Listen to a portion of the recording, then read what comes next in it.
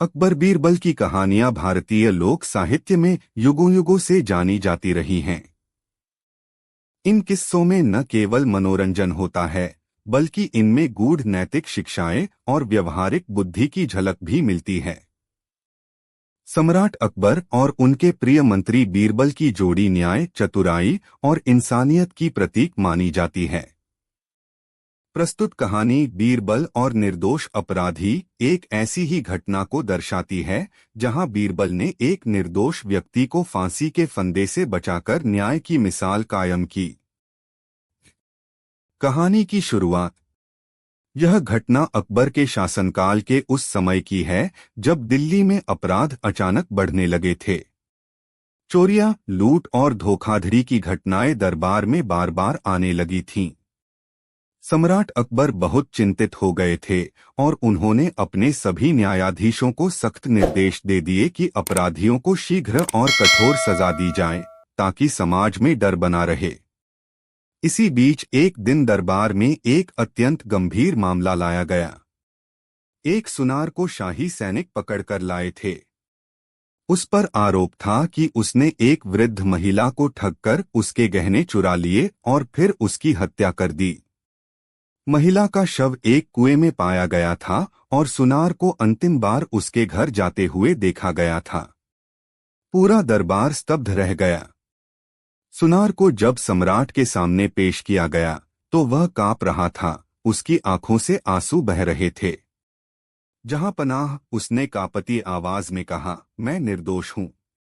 मैंने उस महिला को कोई हानि नहीं पहुंचाई। मैं तो उसकी मरम्मत के लिए गहने लेने गया था और वहां से सीधे लौट आया। लेकिन 3 गवाहों ने दावा किया कि उन्होंने उसे महिला के घर में देखा था और कुछ ही समय बाद वह वहां से जल्दी में निकलते दिखा। अकबर ने अपनी आंखें सिकोड़ते हुए कहा, बीरबल, क्या तुम इस मामले की जांच कर सकते हो? बीरबल थोड़ी देर चुप रहे, फिर बोले, हुजूर, साक्ष्य और परिस्थिति भले इस आदमी को दोषी ठहरा रहे हों, लेकिन मेरी अंतरात्मा कहती है कि मामला कुछ और है। मैं इसकी गहराई में जाना चाहूंगा। अकबर ने सहमति दी, परंतु साथ ही यह भी स्पष्ट किया कि यदि अगले 3 दिनों में बीरबल कोई ठोस प्रमाण नहीं ला सके तो उस सुनार को मृत्युदंड दिया जाएगा। बीरबल की पहली तहकीकात। बीरबल सबसे पहले उस महिला के घर गए। वहां जाकर उन्होंने हर वस्तु, हर कोने की जांच की। उन्होंने महिला की पड़ोसिनों और काम करने वाली दासी से भी लंबी बातचीत की। पता चला कि वह महिला बहुत सख्त मिजाज की थी, लेकिन अपने गहनों की सुरक्षा को लेकर बेहद सतर्क रहती थी। उसने कभी किसी पर आंख बंद करके भरोसा नहीं किया। बीरबल को यह बात अजीब लगी कि ऐसी महिला अपने सारे गहने किसी सुनार को ऐसे ही सौंप दे। इसके बाद उन्होंने महिला के बेटे के बारे में जानकारी जुटाई। बेटा शहर में ही रहता था, लेकिन मां से कम ही मिलने आता था।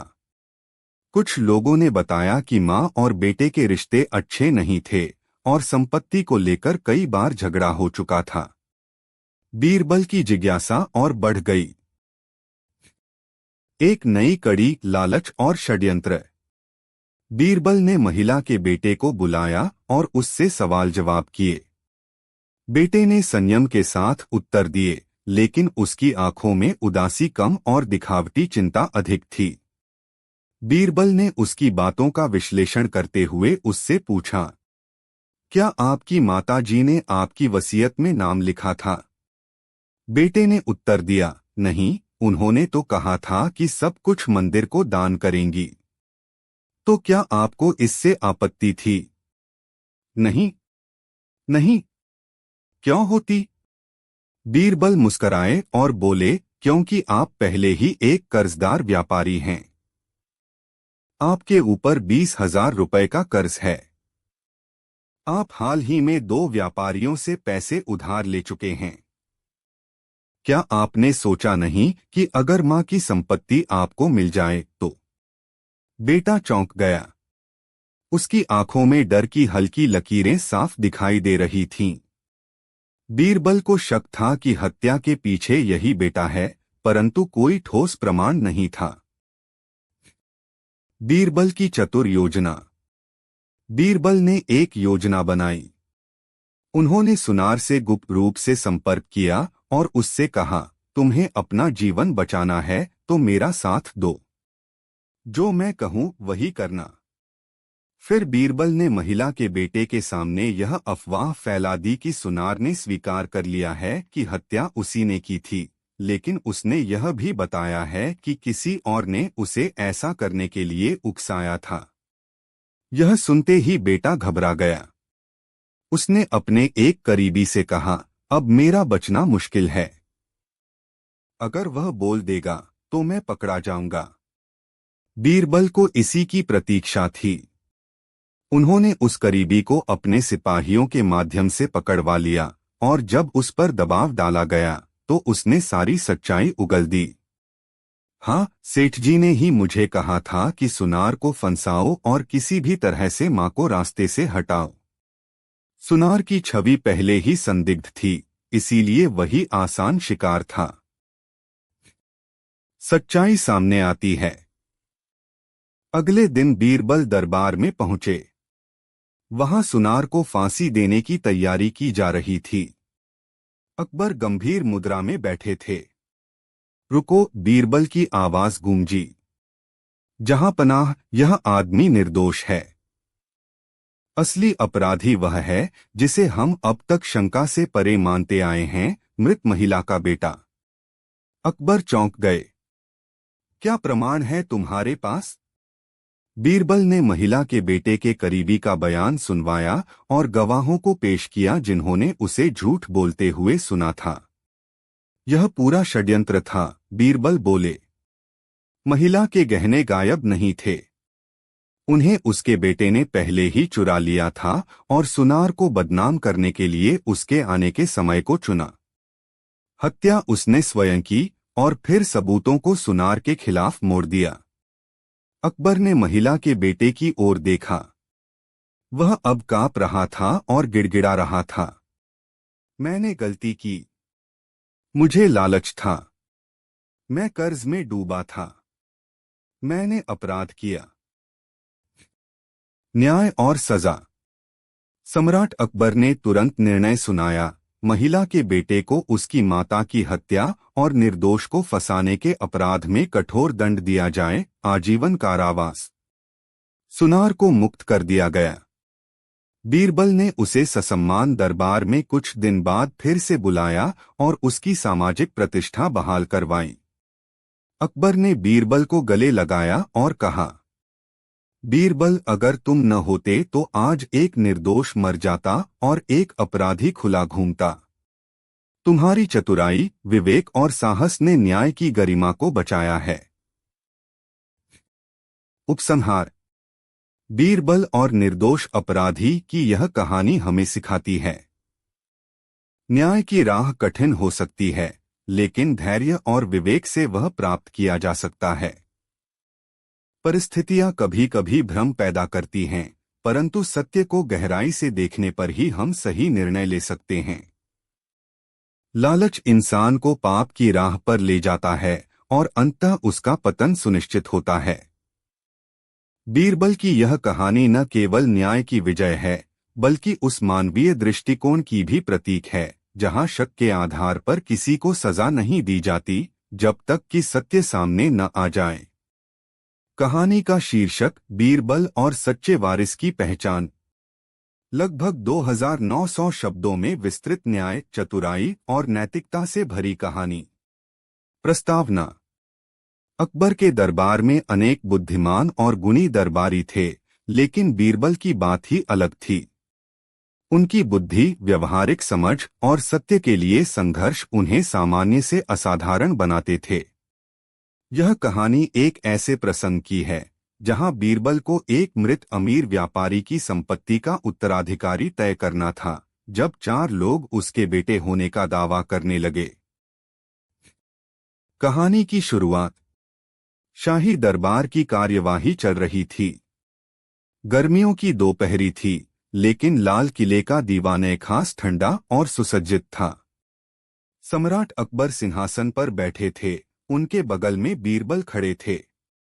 तभी एक प्रहरी ने आकर घोषणा की, हुजूर, नगर सेठ रघुनाथ दास के उत्तराधिकार को लेकर एक गंभीर मामला दरबार में लाया गया है। अकबर ने अनुमति दी। कुछ ही देर में 4 व्यक्ति दरबार में हाजिर हुए।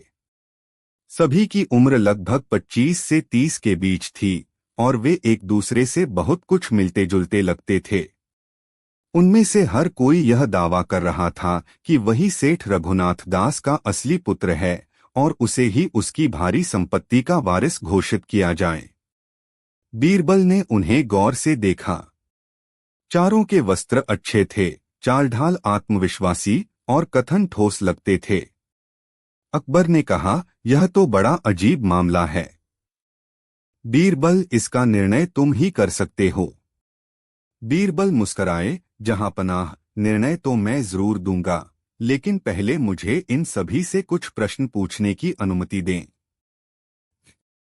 प्रथम जांच, भावनात्मक स्मृति की कसौटी।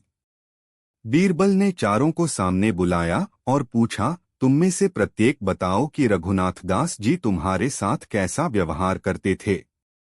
कोई ऐसी स्मृति जो केवल पुत्र और पिता में होती है। पहला व्यक्ति बोला, पिताजी मुझे सबसे अधिक प्रेम करते थे। जब मैं छोटा था तो वह मुझे कंधे पर बैठाकर नदी के किनारे घुमाने ले जाते थे। दूसरे ने कहा, पिताजी हमेशा मुझे व्यापार की बातें सिखाते थे। उनका कहना था कि दुकान पर बैठना ही मेरी असली शिक्षा है। तीसरे ने दावा किया, पिताजी को संगीत बहुत पसंद था। वह मुझसे बांसुरी बजवाते और घंटों सुनते रहते थे। चौथे ने शांतिपूर्वक कहा, पिताजी बहुत अनुशासित थे। सुबह सूरज निकलने से पहले उठते, मंदिर जाते और मुझे भी साथ ले जाते थे। बीरबल ने सबकी बातें ध्यान से सुनी। चारों बातें सुनने में यथार्थपूर्ण थीं, लेकिन बीरबल जानता था कि सत्य एक ही है। द्वितीय जांच, हस्तलिपि परीक्षण और गहनों की समझ। बीरबल ने सेठ रघुनाथ दास की कुछ हस्तलिखित चिट्ठियां मंगवाईं। उन्होंने चारों दावेदारों को एक ही वाक्य, मैं रघुनाथ दास का पुत्र हूं, लिखने को कहा। जब कागज सामने आए तो बीरबल ने उन्हें ध्यानपूर्वक देखा। उनमें से किसी की भी लिखावट रघुनाथ दास से नहीं मिलती थी। बीरबल को लगा यह रास्ता सही नहीं रहा। तब उन्होंने एक संदूक मंगवाया जिसमें सेठ के पुराने गहने और व्यापार से जुड़ी वस्तुएं रखी थीं। उन्होंने चारों से पूछा, इन वस्तुओं में से कौन सा गहना तुम्हारी मां का था और इस व्यापारिक तराजू को कौन बेहतर तरीके से चला सकता है। पहले 2 व्यक्ति बौखला गए। उन्होंने गहनों को देखकर अनुमान लगाए, लेकिन कोई सही जवाब नहीं दिया। तीसरे ने तराजू उठाया, पर उसका संतुलन गड़बड़ा गया। चौथे ने सीधे जाकर एक सोने की माला उठाई और कहा, यह मां के विवाह की माला थी, उन्होंने इसे सदा अपनी पेटी में संभाल कर रखा था। फिर उसने तराजू को संतुलित कर व्यापारिक वजन नापकर सही माप भी दिखाया। बीरबल की आंखों में चमक आ गई, लेकिन वह अभी भी पूर्णतया संतुष्ट नहीं थे। तृतीय जांच, चरित्र की परीक्षा। बीरबल ने अगले दिन सभी चारों को बुलाया और कहा, शाही आदेश के अनुसार हम चारों में से एक को सेठ की संपत्ति देने जा रहे हैं, लेकिन शर्त यह है कि अंतिम परीक्षा एक गुप्त कार्य होगी। जो उसमें खरा उतरेगा वही उत्तराधिकारी माना जाएगा।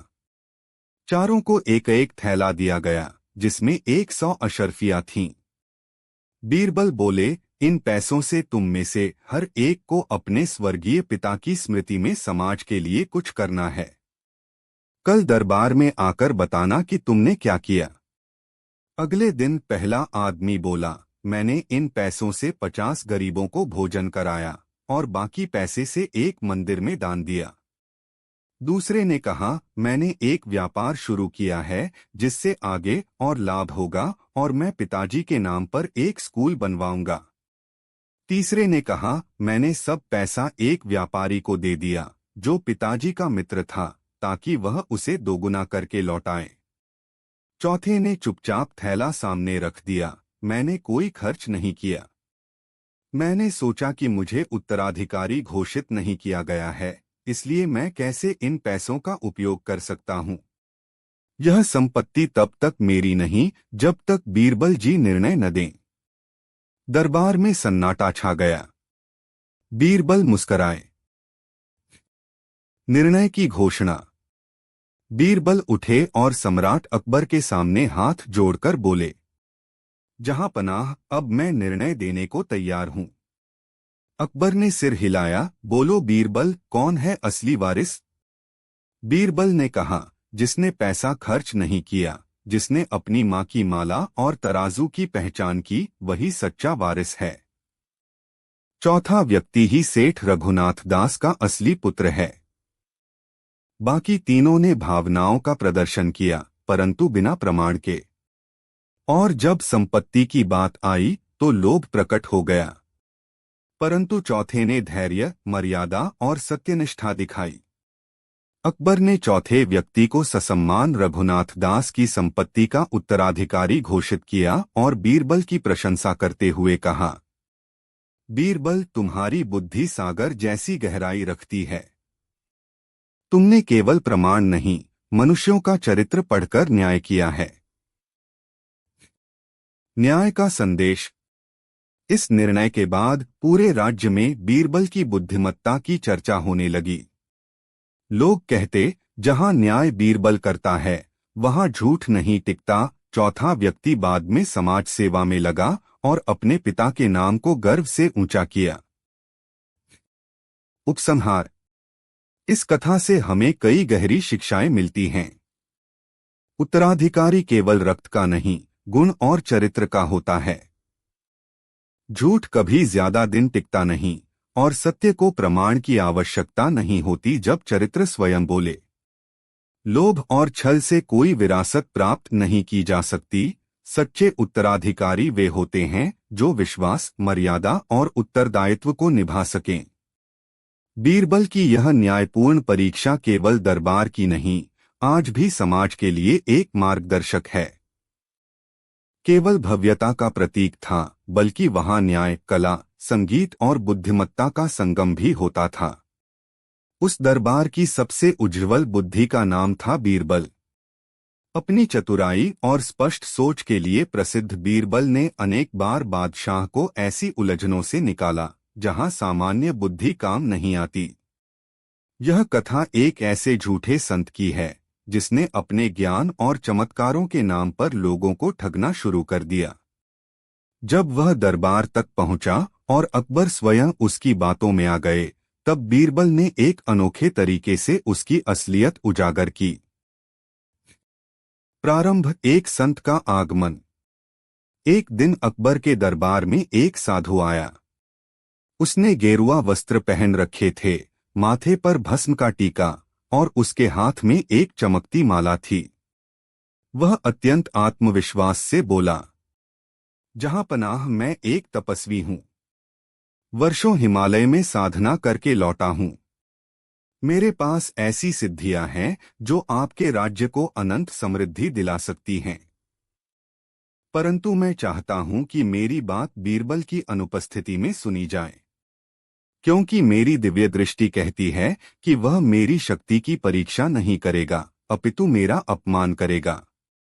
अकबर थोड़ा हिचकिचाए, लेकिन जिज्ञासा के कारण उन्होंने बीरबल को दरबार से कुछ दिन के लिए दूर भेज दिया। संत दरबार में प्रतिष्ठित अतिथि बन गया। संत की चमत्कारिक बातें। संत ने कुछ छोटे छोटे खेल दिखाए, जैसे उसने एक पात्र में आग लगा दी और फिर तुरंत बुझा दी। उसने एक फल में से 2 तरह के रस निकालकर दिखाए। बादशाह चकित हो गए। दरबारियों ने उसे चमत्कारी संत मान लिया। संत ने कहा, अगर आप मेरे कहे अनुसार पूरे राज्य में एक मंदिर बनवाएं और मुझे उसका प्रधान बनाएं, तो आपके राज्य में अकाल कभी नहीं आएगा, सोना वर्षा की तरह गिरेगा और शत्रु आपके पास आने से डरेंगे। अकबर प्रभावित हो गए। उन्होंने मंदिर निर्माण की योजना बनानी शुरू कर दी। बीरबल की वापसी और शंका। 3 दिन बाद बीरबल दरबार में वापस आए। उन्होंने देखा कि सभी दरबारी संत की प्रशंसा कर रहे हैं। बीरबल ने पहले ध्यान से सब कुछ सुना और फिर पूछा, जहांपनाह, क्या इस संत ने कोई स्थायी प्रमाण प्रस्तुत किया है अपनी सिद्धियों का?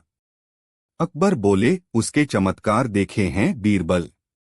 वह कुछ अद्भुत कार्य कर रहा है जो सामान्य मनुष्य नहीं कर सकता। बीरबल ने संत की ओर देखा और मुस्कराया, क्या मैं भी इन्हीं आंखों से यह अद्भुत कार्य देख सकता हूँ? संत ने कहा, बीरबल जी, चमत्कार देखने के लिए विश्वास चाहिए। आप संदेह लेकर देखेंगे तो कुछ नहीं दिखेगा।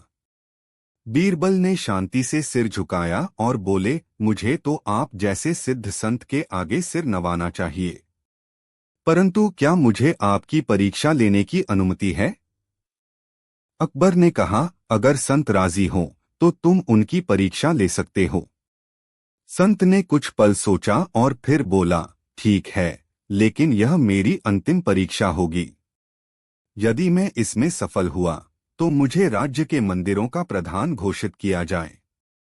बीरबल ने हामी भरी। परीक्षा पहला चरण, सच्चा फल। बीरबल ने अगले दिन दरबार में 5 फलों की टोकरी मंगवाई। हर फल के भीतर कुछ न कुछ अलग रखा गया था। किसी में चांदी की गोली, किसी में लोहे की कील, किसी में हल्दी, किसी में सुगंधित पुष्प और एक में सिर्फ बीज। बीरबल बोले, संत जी, आप तो दिव्य दृष्टि वाले हैं। बताइए, इनमें से किस फल में केवल बीज है और बाकी सब में क्या है? संत मुस्कराया, ध्यान लगाया और फिर बारी बारी फलों को छुआ। उसने 4 फल सही बताए, लेकिन एक में गलत अनुमान लगा दिया। बीरबल बोले, संत जी, दिव्य दृष्टि होती तो आपसे एक भी भूल नहीं होती। संत थोड़ा असहज हुआ, पर बोला, मुझे ग्रहों की दशा बाधा पहुंचा रही थी। परीक्षा दूसरा चरण, मौन सत्य। बीरबल ने अगली परीक्षा रखी, मौन सत्य। उसने संत से कहा, अब आपको चुप रहकर मेरी आंखों में देखना है और मैं कुछ सोचूंगा। यदि आप सच में तपस्वी हैं तो बिना बोले मेरे विचार को पकड़िए। बीरबल ने संत की आंखों में देखा और मन ही मन कहा, संत झूठा है, यह एक ठग है। संत मुस्कराया और बोला, आप मेरे लिए शुभ विचार कर रहे हैं। आपने मुझे सम्मान देना चाहा। बीरबल ने कहा, मैं सोच रहा था कि आप एक महान तपस्वी हैं, परंतु आपने तो उस विचार को नहीं पढ़ा जो मैंने सचमुच सोचा था। अब दरबार में फुसफुसाहट शुरू हो गई। परीक्षा तीसरा चरण, गायब खजाना। बीरबल ने तीसरी परीक्षा के लिए सम्राट की अनुमति लेकर महल के एक हिस्से में कुछ अशर्फियां रखीं और संत से कहा, अगर आप सिद्ध हैं तो बताइए कि हमने राज्य की संपत्ति कहाँ छिपाई है। संत हकलाया, फिर आंखें बंद कर इधर उधर घूमता रहा। उसने 3 बार गलत स्थान बताए, लेकिन कहीं भी कुछ नहीं मिला। बीरबल ने मुस्कराकर कहा, संत जी, आपकी सिद्धियां तो केवल आंखों का धोखा हैं। आपका चमत्कार केवल भ्रम है, सत्य नहीं। झूठ का भंडाफोड़।